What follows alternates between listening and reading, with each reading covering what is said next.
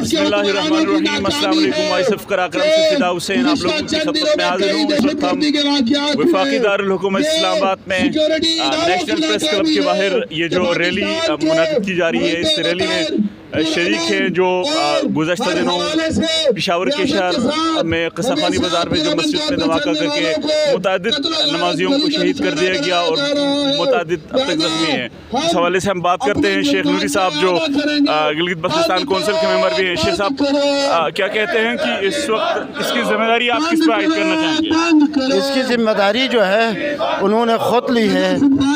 تکفیری گروہ ہے، داعش ہے، امریکہ ہے، اسرائیل ہے، جنہوں نے ان دہشت گردوں کو پالا اور ریاست کی نگرانی میں یہ کام ہوا ہے۔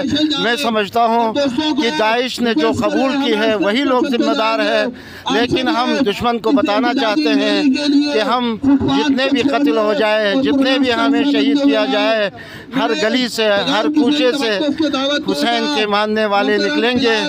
لیکن ریاست کے اداروں سے سوال ہے کہ اب تک جو ہے جتنے بھی دہشت گردی کے واقعات ہوئے ہیں، ان دہشت گردوں کو پلنے پھولنے اور ان کو پرورش کرنے والوں پہ ابھی تک کوئی آپریشن نہیں ہوا ہے، لہذا انہیں قلع کم کرنے کی ضرورت ہے۔ بہت شکریہ۔